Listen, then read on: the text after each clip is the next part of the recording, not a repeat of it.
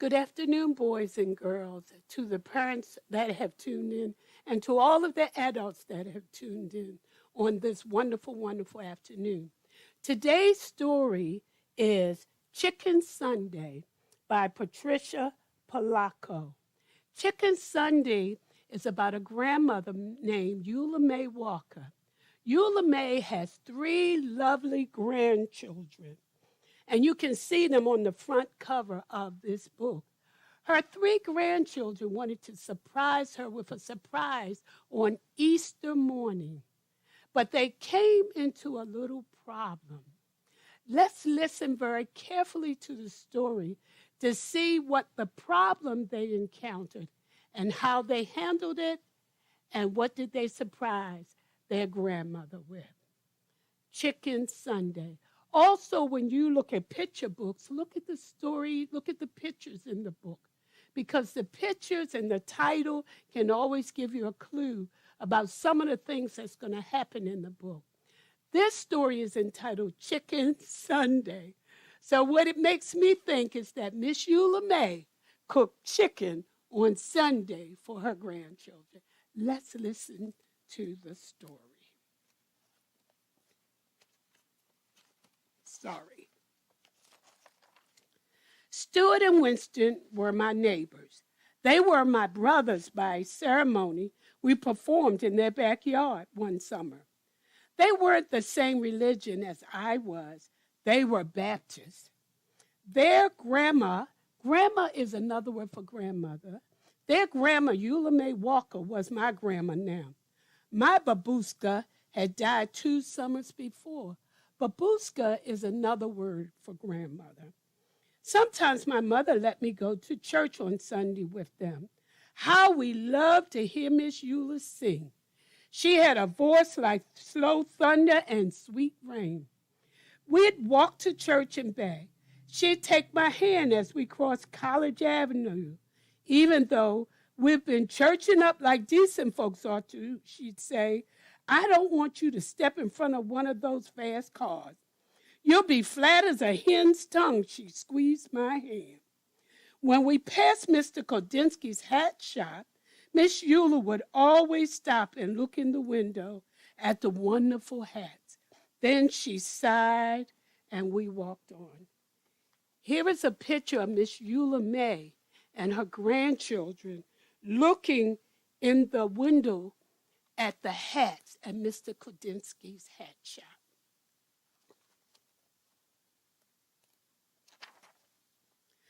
We called those Sundays Chicken Sunday because Miss Eula almost always fried chicken for dinner. There'd be collard greens with bacon, a big pot of hoppin' john, corn on the cob, and fried spoon bread. One Sunday at the table, we watched her paper fan flutter back and forth, pulling the moist chicken fried air along with it. She took a deep breath. Her skin glowed as she smiled. Then she told us something we already knew. That Easter bonnet in Mr. Kodinsky's window is the most beautiful I have ever seen, she said thoughtfully. The three of us exchanged looks. We wanted to get her that hat more than anything in the world. Here is Miss Eula May and her 3 grandchildren eating dinner, and all of the food, especially chicken, was at the dinner table. Stuart reached into the hole in the trunk of our wish tree in the backyard. He pulled out a rusty Band-Aid tin. The 3 of us held our breath as we counted the money inside that we had been saving for weeks. If we're going to get that hat for Miss Eula in time for Easter, we're going to need a lot more money than this, I announced. Maybe we should ask Mr. Kodinsky if we could sweep up his shop or something to earn the rest of the money, Stuart said. I don't know, Winnie said fearfully. He's such a strange old man. He never smiles at anyone. He always looks so mean. We all agreed that it was worth a try anyway. Here are the children looking in their Band-Aid can, trying to count up their money, but they didn't have enough.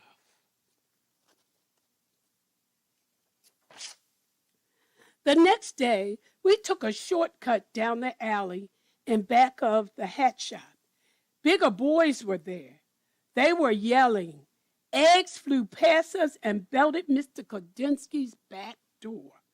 Just as the boys ran away, the door flew open. Mr. Kodinsky glared straight at us. "You there," he yelled. "Why do you kids do things like this?" "It wasn't us," Stuart tried to say, but Mr. Kodinsky wouldn't listen. "All I want to do is live my life in peace." "I'm calling your grandmother," he shouted as he wagged his finger in Stuart's face. Here is Mr. Kodinsky at his back door. You can see over here the boys that threw the eggs ran away, and they were trying to point to them so that Mr. Kodinsky would know they didn't throw the eggs. Miss Euler was waiting in her living room for us. "Miss Euler, we didn't throw those eggs," I sobbed. "Some big boys did," Stuart sputtered. "What were you doing at the back of his shop in the first place?" she asked. We knew that we couldn't tell her the truth, so we just stood there and cried. She looked at us for a long time.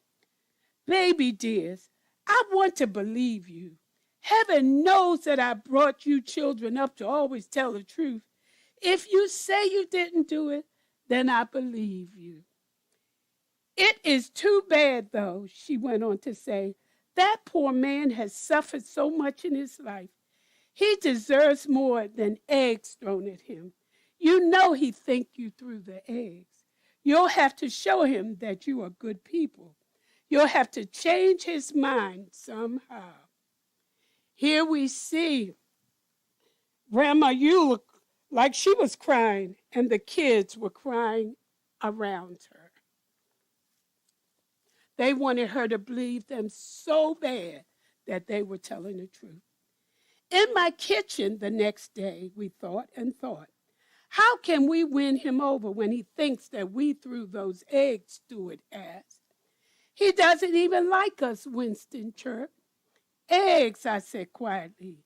"Eggs?" Stuart asked. "Eggs," I screamed. I went to the kitchen drawer and took out a lump of beeswax, a candle, a small funnel with a wooden handle, and some packets of yellow, red, and black dye. Here you see the three children at the table brainstorming about what they can do with eggs. Mom helped me show the boys how to decorate eggs the way my bubby had taught us, the way they do it in the old country. We made designs on the eggshells with hot wax, then dyed them and finally melted the wax patterns off. We put the eggs in a basket, and even though we were afraid, marched into Mr. Kodinsky's shop and put them on the counter. They started decorating the eggs and dyeing them with different colors. And Winnie's mother was showing them how to do it.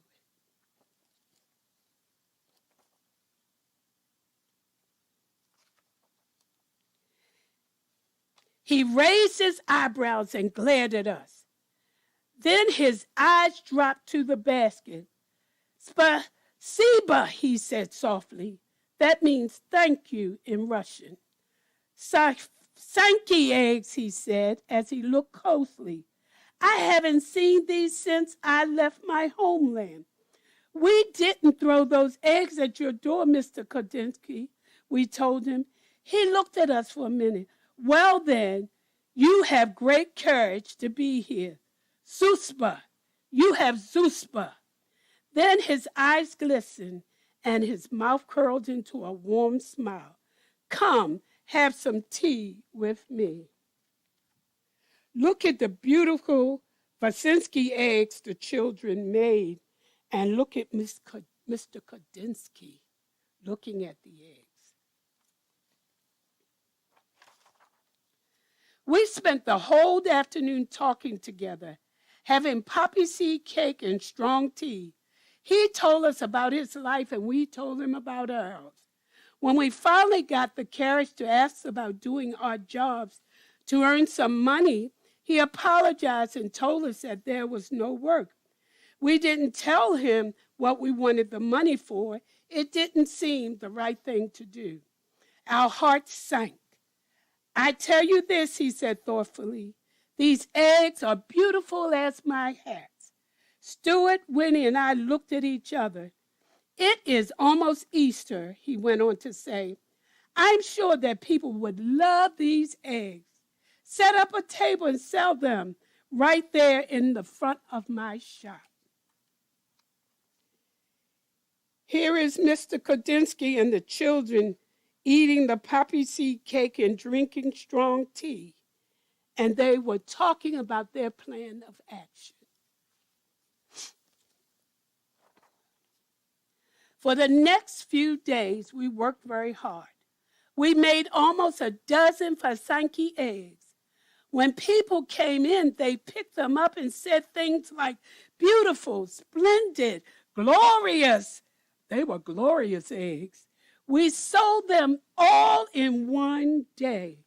Look at the ladies in the shop looking at the eggs and picking them out. They were making a good deal with the children. They sold all of their eggs. That afternoon, when all the eggs were gone, we counted our money. We had more than enough for that hat.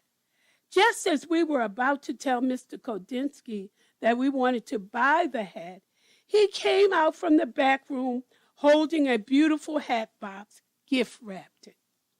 Keep your money, children, he said softly. I have seen Miss Eula admire this. It is for her, isn't it?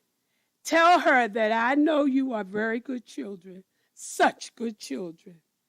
They were so surprised that Mr. Kodinsky was giving them the pink hat that their grandma loved. He not only gave them the hat, he wrapped the hat box up for them. Wow. When Easter Sunday arrived, we thought our hearts would burst when we watched Miss Eula open the hat box. She held us close as big tears rolled down her cheeks. Look at Miss Eula. She was hugging her grandchildren, and she loved the pink hat they bought her.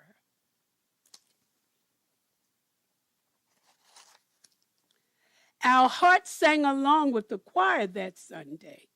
She looked so beautiful in that hat. When it was time for her solo, we knew that she was singing just for us. Her voice was like slow thunder and sweet rain. Here you see the choir over here singing, and the preacher's hand up, and Miss Eula over here with her beautiful pink hat on.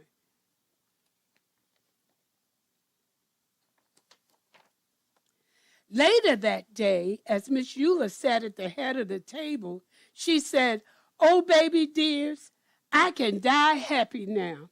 And after I'm dead, on Chicken Sundays, I want you to boil up some chicken bones, gravy and all, and pour it over my grave. So late at night when I'm hungry, I can reach right out and have me some." Then she rolled her head back and laughed from a deep, holy place inside. Wow. Look at Miss Eula May hugging her grandchildren.